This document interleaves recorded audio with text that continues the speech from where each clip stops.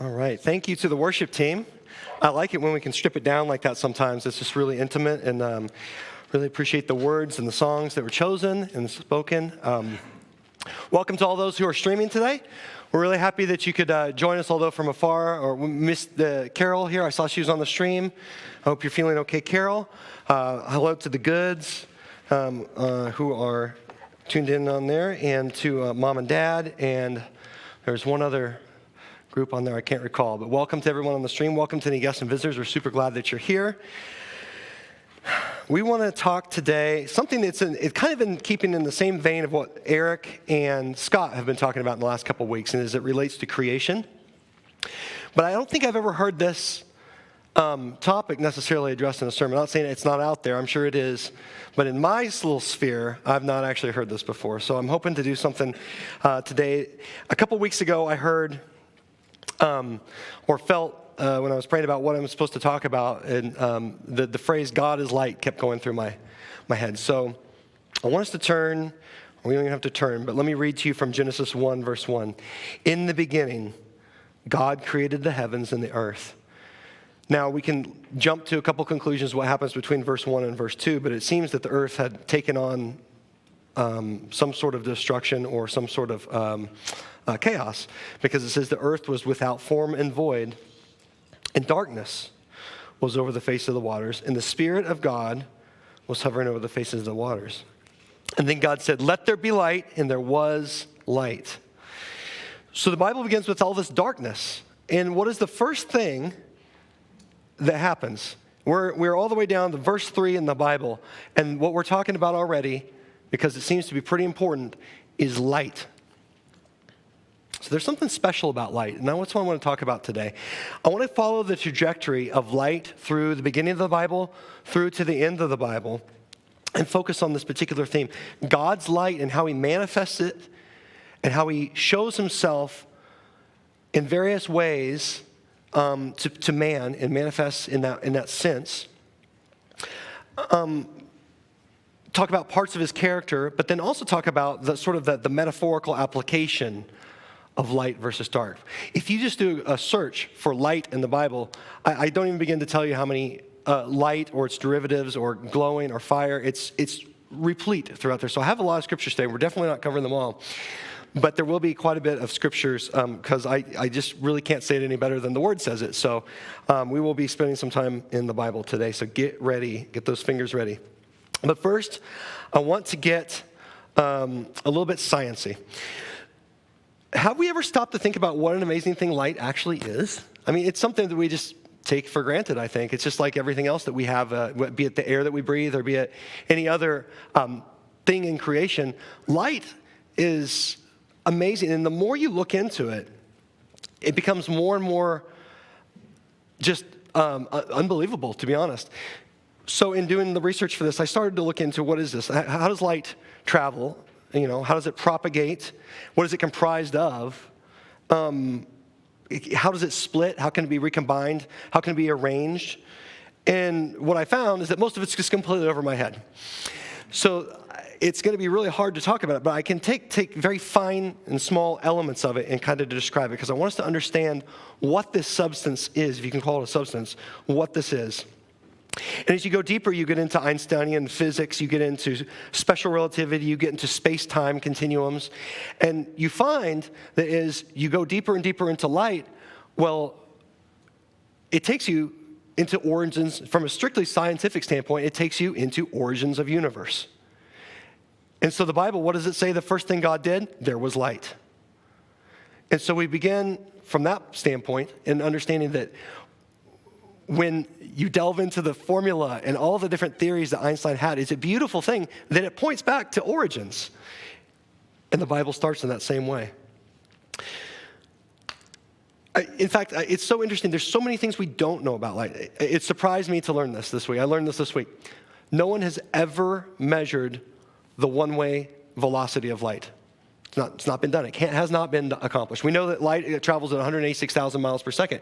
What we know is light travels at 186,000 miles per second round trip, because you have to bounce it off something and bounce it back to calculate the time it takes. There's no other way to do it, and it gets too complicated, and I'm not sure my mind even understands it, but Suffice to say, there's a theory that says that it could take light all the time it takes from light to travel from this point to that point, and that would be c, the speed of light, 186,000 miles a second.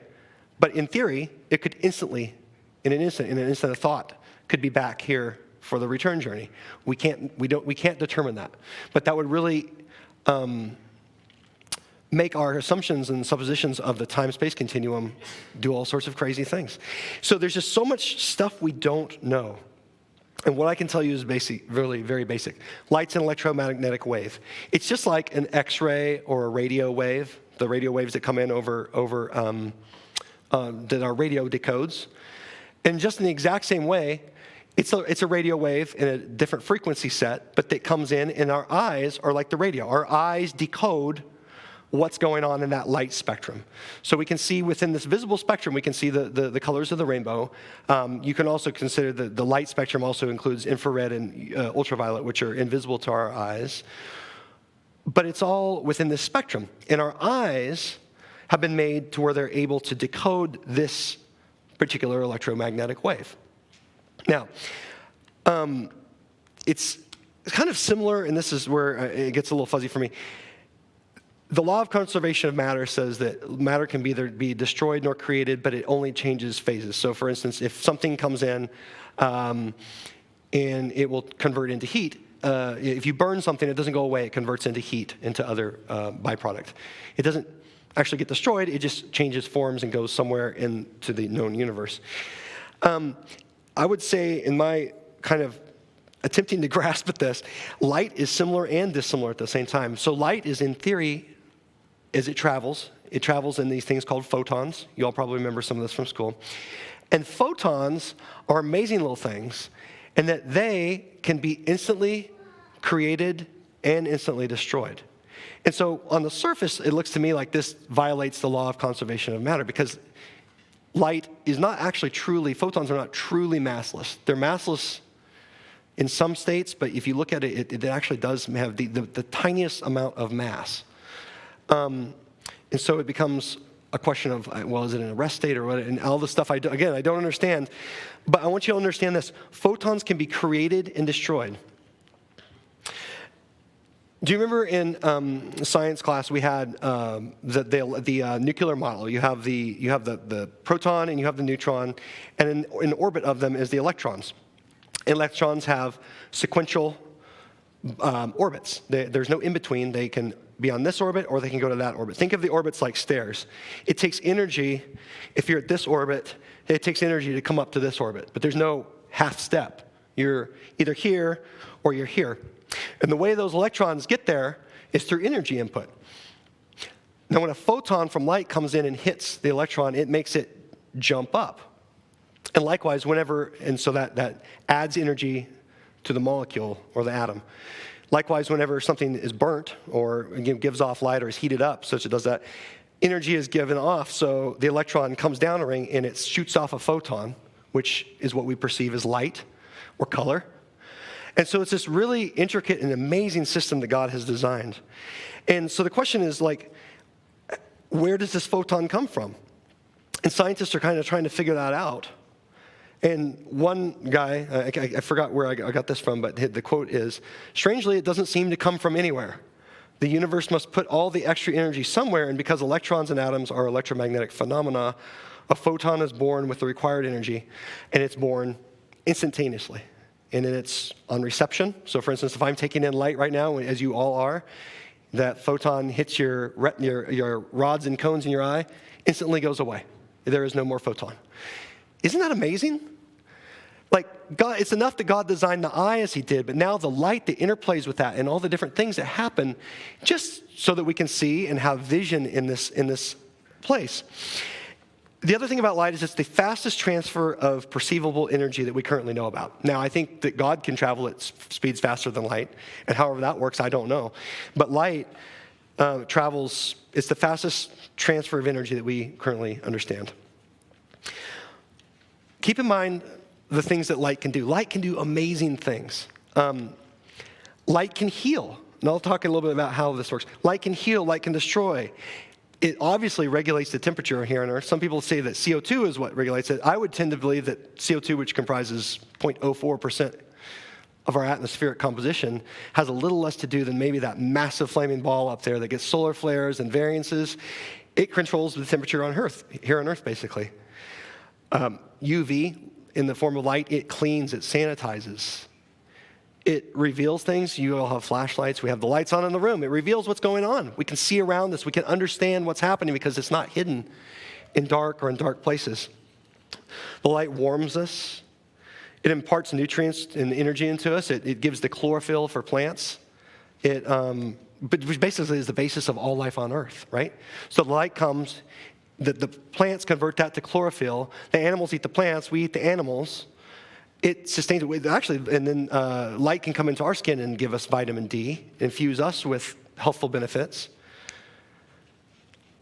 It's responsible for the drying and evaporation of the whole water cycle here on Earth. It sanitizes the Earth. We already talked about how it can clean. It generates electricity. It sterilizes. And that's just like normal light. We all know what a laser is, right? It's actually an acronym. It's like light, I can't remember what it stands for. It doesn't really matter. But what it is a stimulated emission. Essentially, consider light being a waveform. And visible light, white light, has all these different overlaid waveforms of different frequencies. What a laser is you've essentially taken that light and filtered it and amplified it down to where now you have a bunch of different waves that are in sync. And you can pulse that or use that to control and put an intensity of light in certain situations. The things that we can do with this light is just amazing.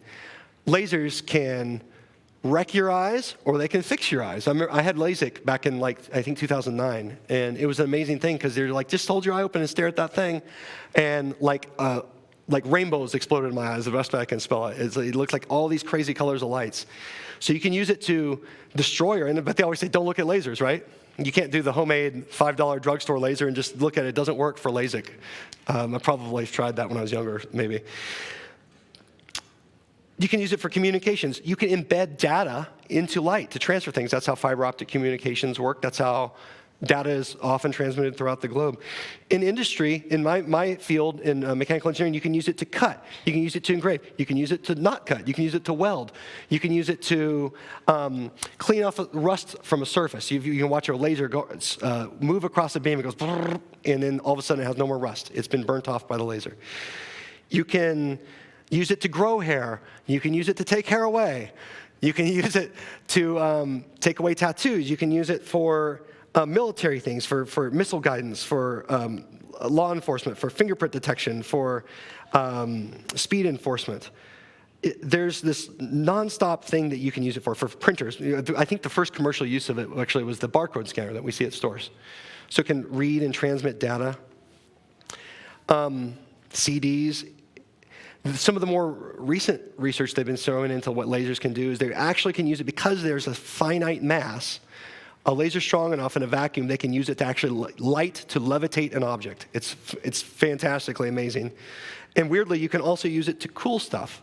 You can use it to kind of kick out the electrons or manipulate the electrons so that instead of now of heating, you're actually cooling. And the craziest thing you can do with it, I think, and they have actually replicated here on Earth, but not in a perpetual sense, is you can simulate or stimulate fusion. You can put so much heat using lasers into molecules or some object that you can mimic the reaction that happens on the sun. You can hit millions of degrees here on Earth, and what happens is these elements, they just essentially decompose into a plasma gas, and fusion begins to happen. And it releases just massive amounts of energy. And when I heard that, I thought, interesting, that light can release massive amounts of energy and jumpstart things like the sun. That's something our Creator can do, because our Creator makes some claims about himself. Before this light in the creation, in Genesis, before all that light, before the form and void, and before all of creation, was God. Psalm 104 verse 2 says, who is this God? Who is it? It's fair to ask, who is this being who has done all this creation and put all these lights into place? Psalm 104 verse 2 answers that. It says, you who cover yourself with light as with a garment, and who stretch out the heavens like a curtain. So we have this light bringer. Our Creator is one who brings light, is light, brings it to the creation, uses it, presumably, to create the fusion that's happening in the sun. Colossians 1 verse 15. Who is this God? And I ask again, who is this God that we worship, this God of creation? Colossians 1 and verse 15. Well, this God, he's the image, I'm talking about Jesus now, the Word. He is the image of the invisible God, the firstborn over all creation. For by him all things were created that are in heaven and on earth, visible and invisible. That could apply to light just the same in the radio spectrum. Whether thrones or dominions or principalities or powers, all things were created through him and for him. And he is before all things, and in him all things consist. I like that, the in him all things consist. How does light propagate? How does a photon just appear and then disappear? There's maybe a scientific explanation for that. Maybe we one day will figure that out. I'm happy to say that I don't need to figure that out. I just understand that God, through his creation, has underwritten the functioning and tying together of all things. And that when a photon generates from nothing and shoots off at almost infinite speed and then disappears just as quickly, that's God holding all things together, and through him all things consisting. So let's pick back up on the creation account. Verse 4, Genesis 1 verse 4. And God saw the light that it was good, and God divided the light from the darkness. God called the light day, and the darkness he called night. So the evening and the morning were the first day. So why is light so important? Because we were in darkness. In his very first act, he gives us one of his foremost attributes. This is a God who is clothed in light, clothed in the beauty and immanence and radiance of light. And his first act is, I want to share that. I want to share that in a way, in a sense that people can take this in. Now, no one can see God in his full glory. It would completely undo us. It would melt us in our human state, essentially. There's Bible verses that speak to or allude to that. We may cover those later. But he said, I want to take of this light that is in me and give it in a sense that you can take it in. So he not only just did that, then a few days later, he gives the lights in the heavens, of course, for timekeeping, for his appointed times, for signs and seasons. And then a couple days later, he makes the human in the human eye, which is the way by which we engage this beautiful light that he's created. James 1 verse 17 says, every good gift and every perfect gift is from above and comes down from the Father of lights, with whom there's no variation or shadow of turning. So I said we wanted to talk about the timeline of light, and it's coming into being an interaction. Next, let's go to Noah. Fast forward in Genesis a little bit more. We come to Noah. Genesis 9 and verse 7. Let's go over there.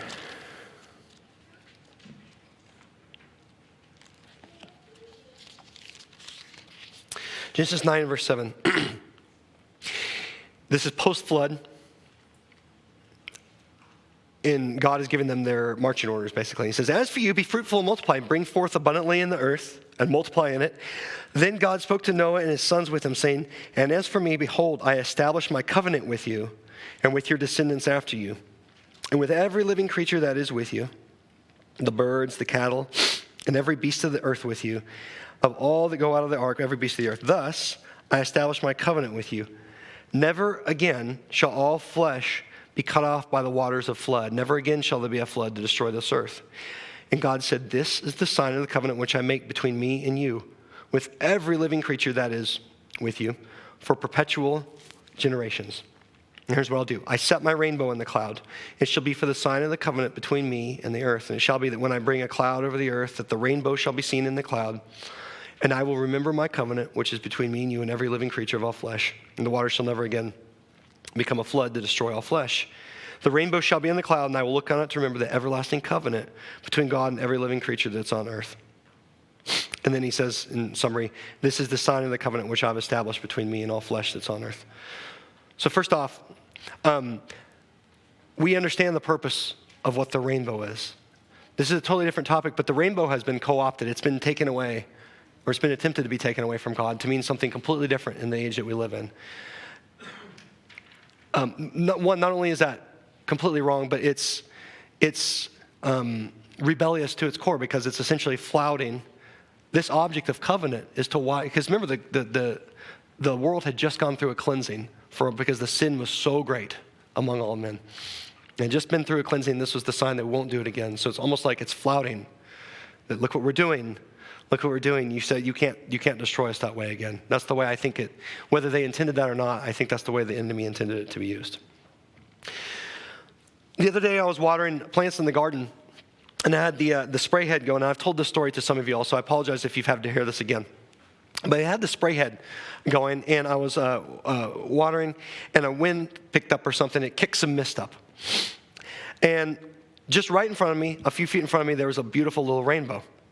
And so I got to thinking, what is it? Why is it that a rainbow takes on this shape? Why is it a bow? And my first thought was, maybe it has something to do with like the curvature of the earth, or maybe it has something to do because the sun is round. And it was neither of those. So I had to get on the internets and look up and figure out what's going on here. And I found some really interesting things. First off, a rainbow is not, you always just see half of it. A rainbow is actually a full circle. I don't know if you all knew that. There are occasional formations of rainbows from the sky. You can see a full circle, but what happens is the ground gets in the way, and you can't see the rest of the circle. But it would be a full circle. Imagine, if you're looking out this way, a cone going out from your nose, like you're three-dimensional Pinocchio, and your nose is just growing a cone out, right? The rainbow follows where, let's say the cone intersects with the wall. The rainbow will follow the arc of that cone and come back to you in your eyes. And the interesting thing I saw in this when I was looking at it, let's come and show you I have a picture for this, is water enters the raindrop. We'll come back to the cone. I'm sorry, I jumped the gun. But the way this works is that when the mist comes up, light enters the water droplet and it refracts. You've seen when you put a pencil in a cup of water, how it looks like the pencil is disconnected from the pencil? That's due to refraction of light. So the same thing is happening in this raindrop. You see that the light comes in and it takes a turn and it bounces off, and as it comes off, it begins to split into the component colors that comprise white light in the visible spectrum. And included in that is this weird number, 42. And so the engineer in me thought, because when I'm designing things, I don't like numbers like 42. I want 45 degrees, I want 22 and a half degrees, I want 60, 30, 90, maybe 120. I like round numbers, and I'm like, what is 42 doing in there? I think it's so close to 45. Why don't we just make it 45? Come on, God. What's up with that? And I began to think about it some more. And let me go back to this. This is another way of looking at it. I described the cone. You can see the viewer. You have the cone coming out, and that rainbow follows the arc of the cone. And the incoming light as to how it comes back to the viewer. It's always 42 degrees.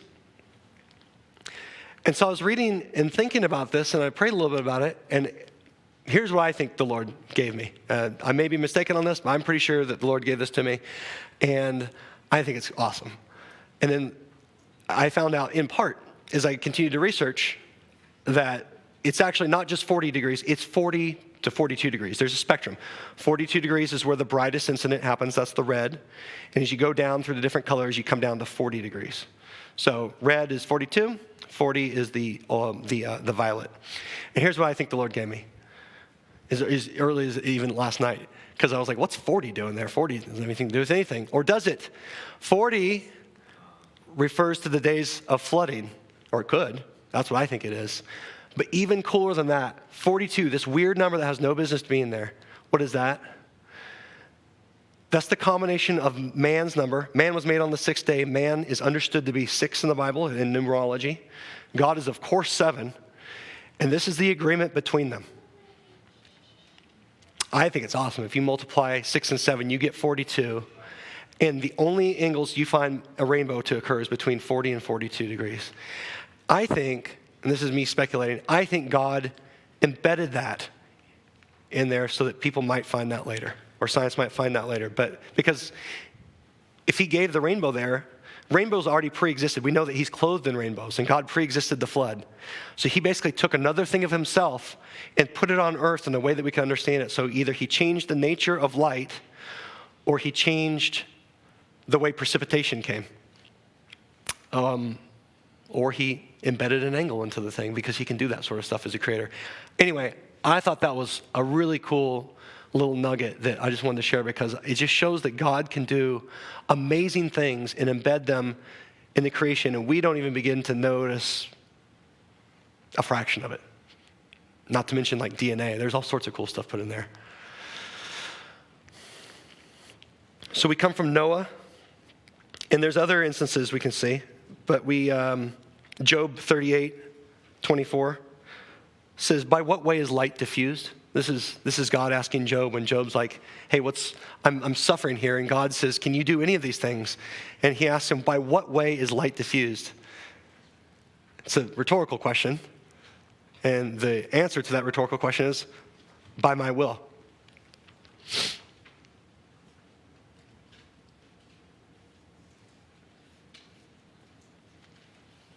All right. We also see light manifesting through God in the time of Moses and the Israelites. We know that when Moses went up on the mountain and spoke with God, Moses didn't know this at first, but God's light was so intense, even from the very much dialed back countenance that he brought to Moses. He was so brilliant that Moses' face, in fact, took on the brilliance, or a fraction of that brilliance that the Lord shone on him. Kind of like a really awesome sunburn. I think that's the way it must have been. But he was coming down from the mountain, and people were actually scared of him because this is not a normal thing. And then, of course, the Lord existed in fire by night, so he was shining his light, and this glorious holy light on the Israelites, so they could see, so they could navigate to keep them warm, I guess, if they needed it. And then we have other instances, I think, throughout the Old Testament, but I want to fast forward now to the New, where we see Jesus actually manifesting in forms of the light. Remember, he was with his disciples in Matthew 17, in verse 2. It says, he was transfigured before them, and his face shone like the sun, and his clothes became as white as the light. We fast forward to Revelation 1 and verse 16, still describing Jesus glorified. In his return, it says, he had in his right hand 7 stars, and out of his mouth went a sharp two-edged sword, and his countenance was like the sun shining in its strength. And on that return, he uses that countenance. 2 Thessalonians 2:8 says, then the lawless one will be revealed. I like the metaphor there too, because this light reveals the darkness. But whom the Lord will consume with the breath of his mouth and destroy with the brightness of his coming. So we begin to see how light can clean in a very literal sense.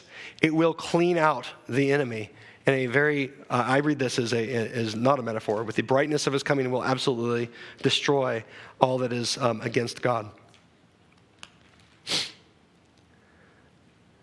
Let's go to the New Jerusalem. So we come to the end of the book. There's other instances in between Jesus' glorification where we see him, appear to Paul in glorious light, and Paul basically going blind with things put over his eyes.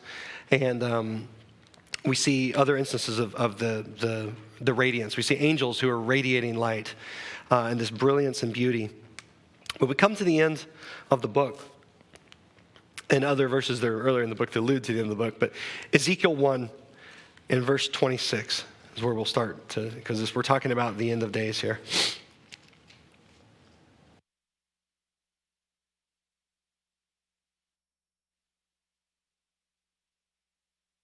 Ezekiel 1 in verse 26.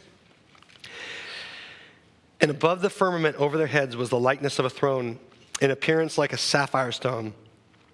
And on the likeness of the throne was the likeness with an appearance of a man high above it.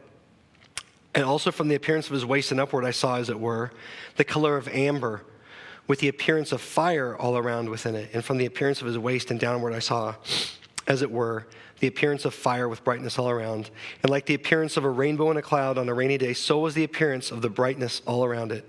This was the appearance of the likeness of the glory of the Lord, Yahweh. So when I saw it, I fell on my face, and I heard a voice of one speaking. And then go over to Daniel 2 and verse 22.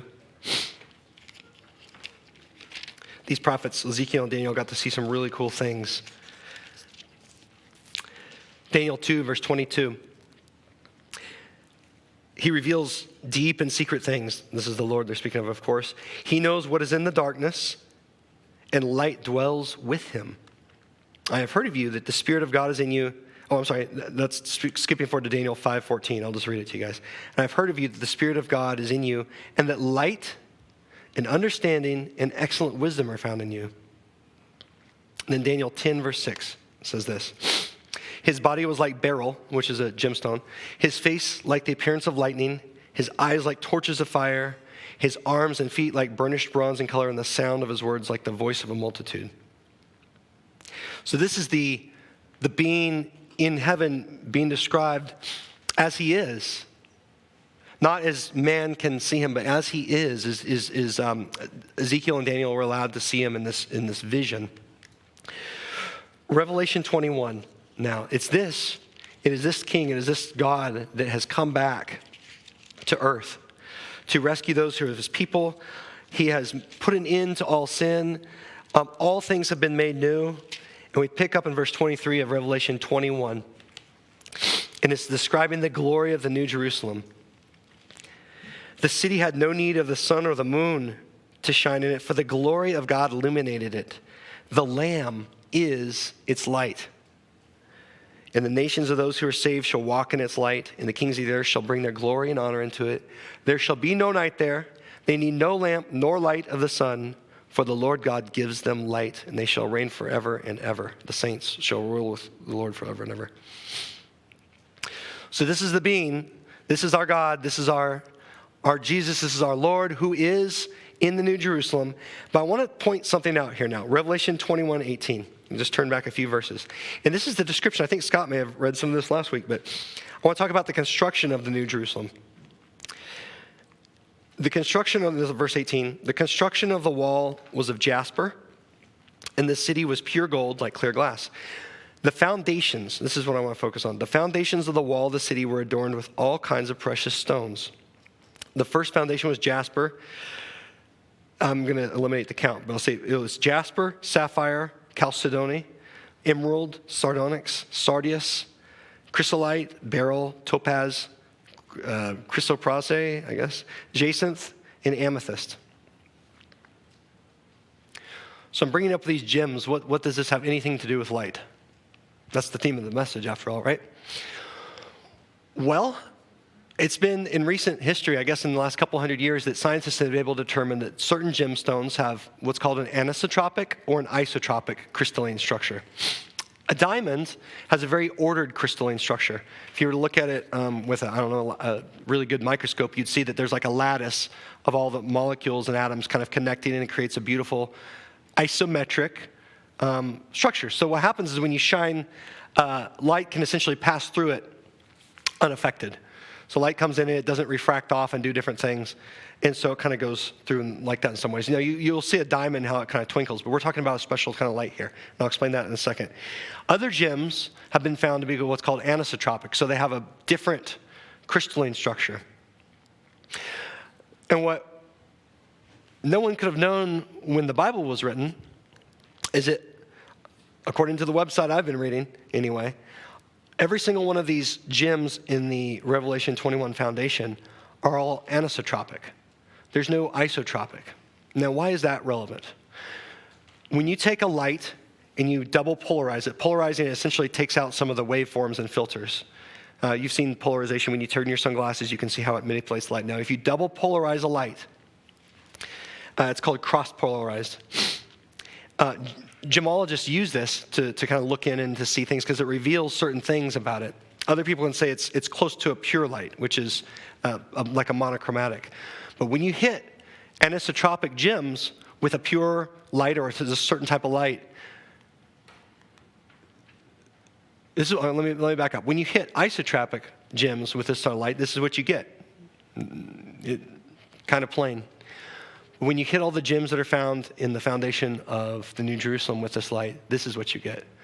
You get beautiful colors. You get irradiating rainbows and variants and all these beautiful things. And that's just another nugget that's been hidden in the Bible. If in fact this is true, which I believe this is true, but I'm taking the word of the person who wrote this website. But all of these things embedded in Scripture, the author couldn't have possibly known the crystalline structures or that this particular type of light would come out. So I think with the light source for New Jerusalem and the foundation stones made out of gems, we're going to be seeing beautiful irradiations coming out of the New Jerusalem because of the light that the Lord gives off.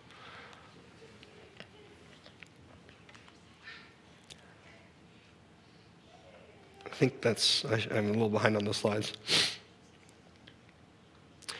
So light, it has a few really cool applications. There's lots of things that are hidden in it.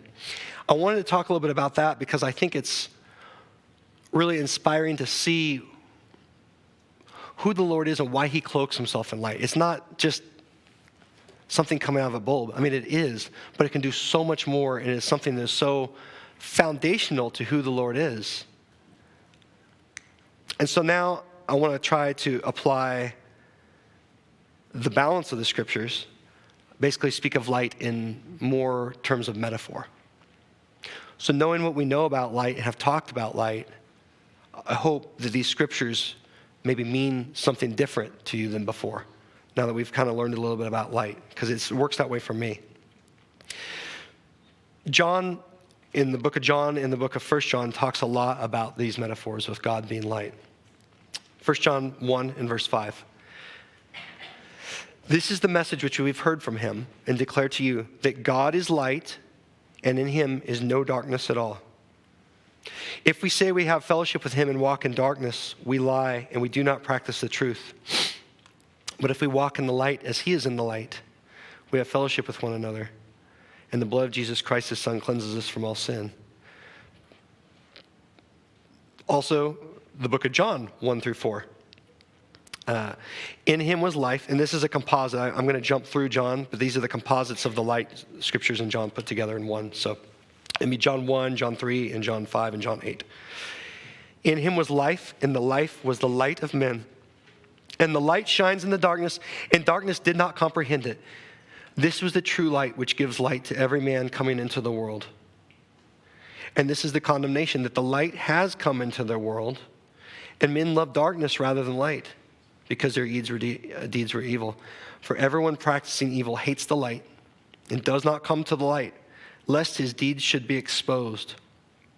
But he who does the truth comes to the light, that his deeds may be clearly seen that they have been done in God.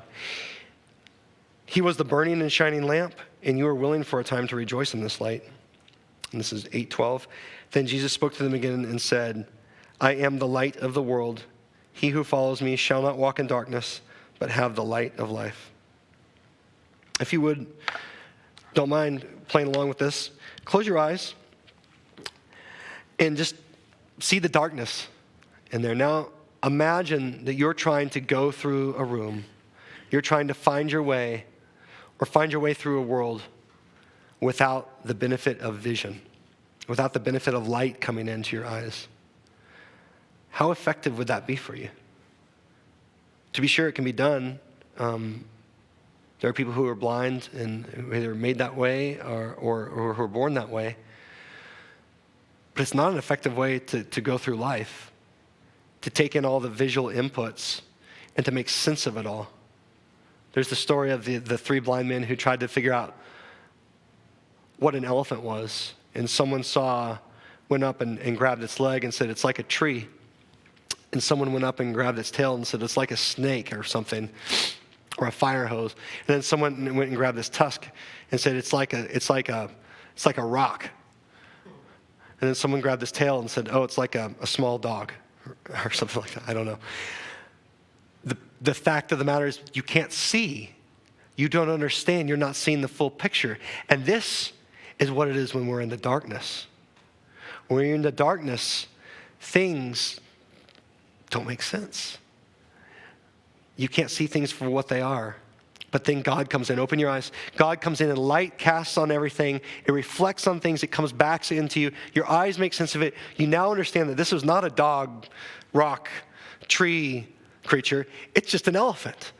And it's the same with morality. When we stumble through life in this darkness, without the benefit of God shining the light on these things and shining the light in our hearts, we begin to invent our own ways of seeing how things are. And we grope blindly at it, and we choose to be blind, in fact.